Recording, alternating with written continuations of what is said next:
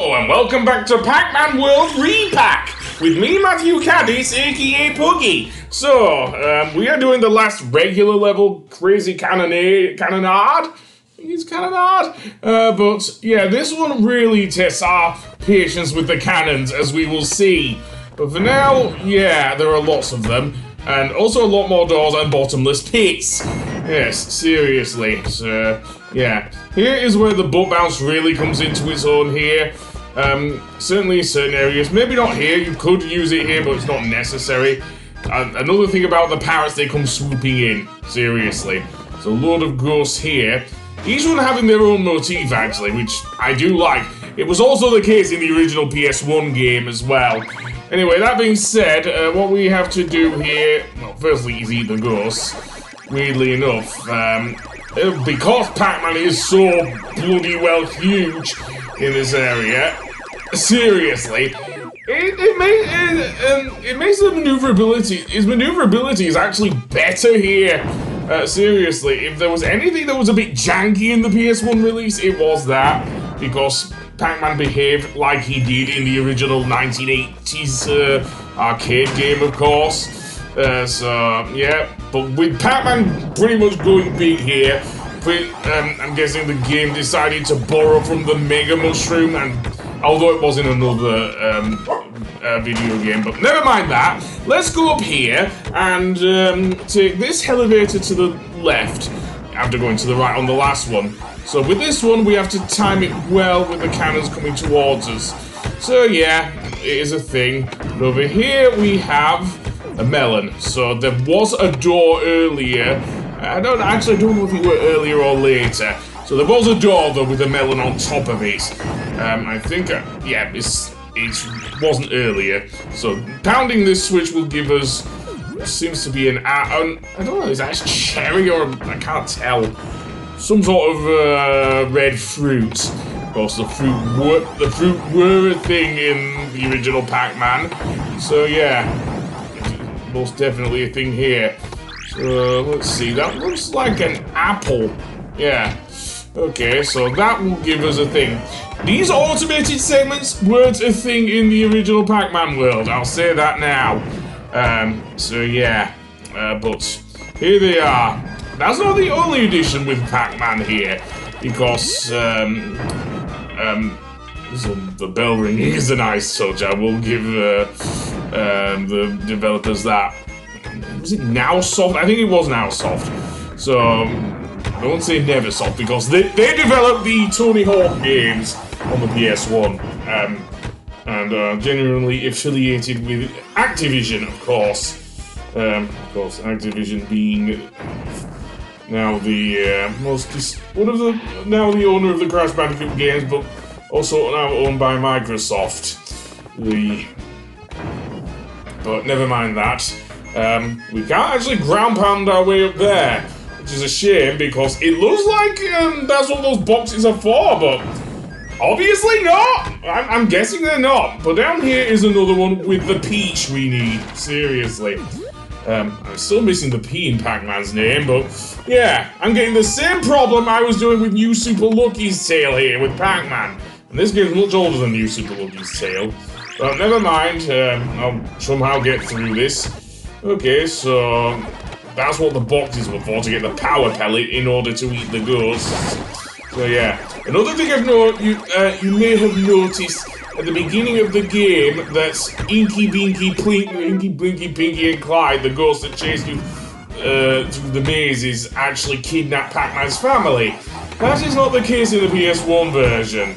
No, I'll get to that when I cover it in an extra episode.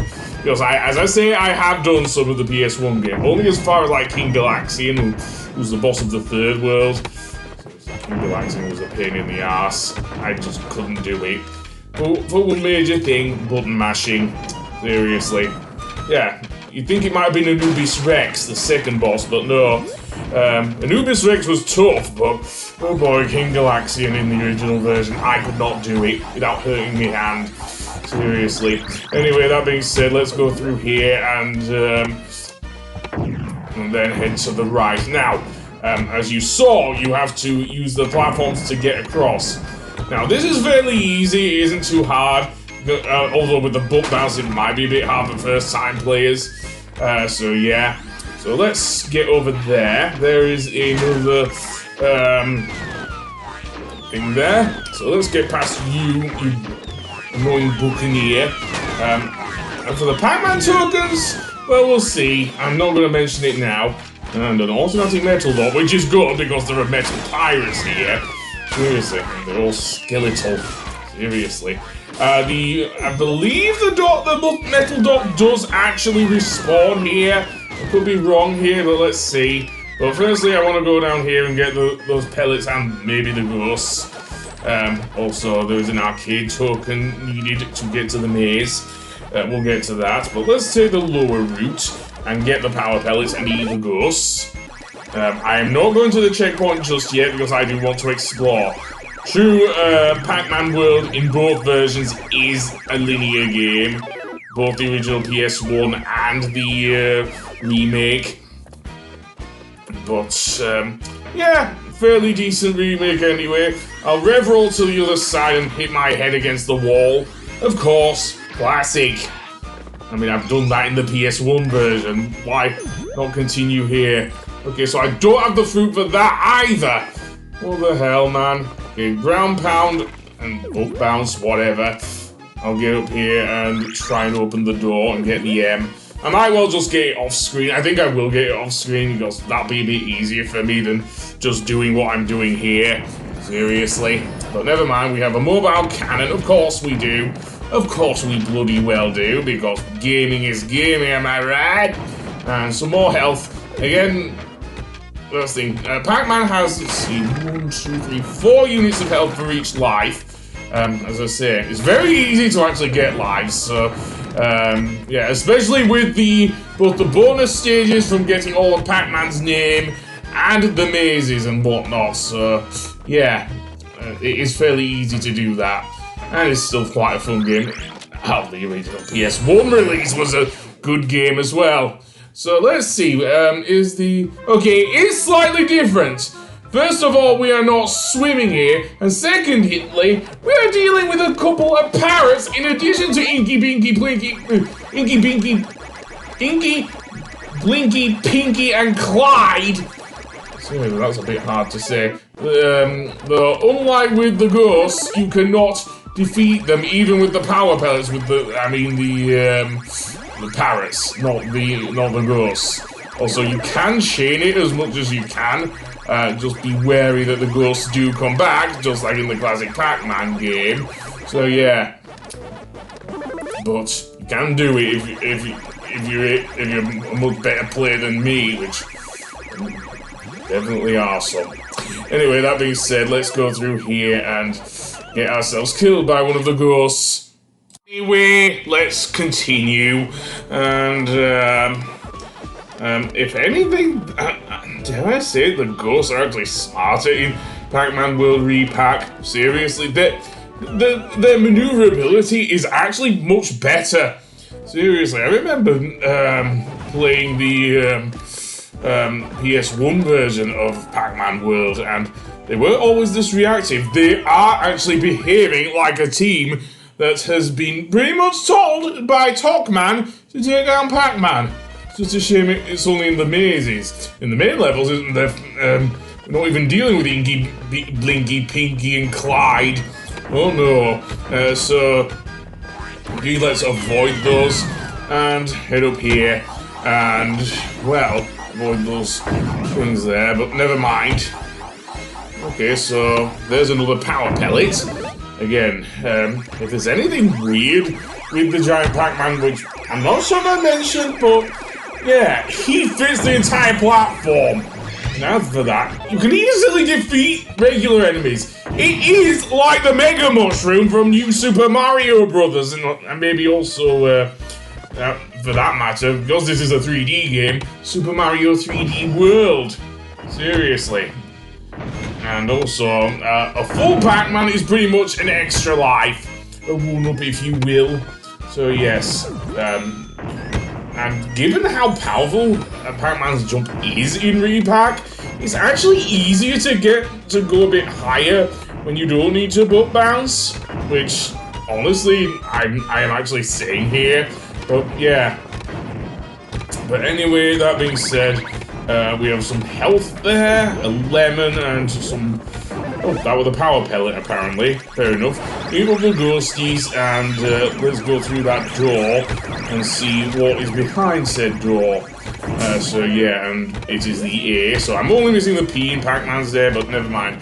I'm not gonna go back through the level in this episode. I'll just do it off screen.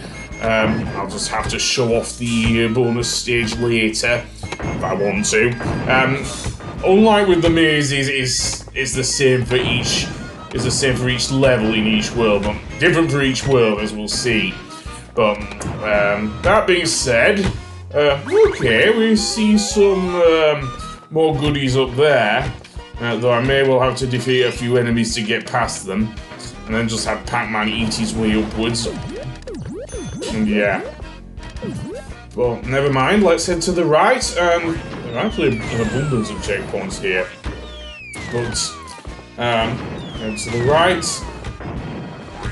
And also I have to correct something about the composer's name. It's not Todd Phillips, he's the director of Joker. It is actually Todd Dennis who did the music here, not Todd Phillips. But yeah, a lot of the music is actually remixed. I couldn't really tell actually because, as I say, because of the update, it's actually been pitch corrected to the correct song. So thanks for that, Namco. Although I will have to say, apparently I have seen some gameplay footage of the game, and it is very different in some places, seriously. But never mind. We'll see in the background there is a giant ship, and indeed we do need to go that way in order to get to one of Pac-Man's family who has been captured.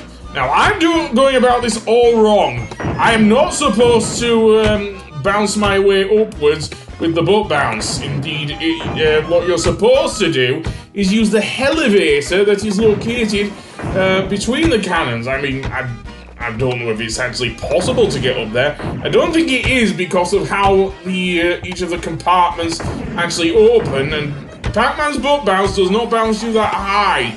Seriously, especially with the timing and everything. So no. But never mind that. Let's get up here and rev roll our way to the top. And then some more of these annoying ghosties. And what do we get here? Well, some more pellets and one power pellet. But then there is the member of Pac-Man's family that we have to rescue first, which is Pooka from Dig Dug. Another classic Namco arcade game. So yeah. But we got Pooka back, seemingly. So yes, he is unchanged from the original game on the PS1. So yeah, but there we go. We've destroyed the Talkman statue. So all that's left here in the pirate ship area is actually to face the boss, HMS Windbag. What the hell? What is wrong with me today, seriously? But yes, apparently that's the name of the boss, HMS Windbag. More on that later. But anyway, I will see you then. Goodbye!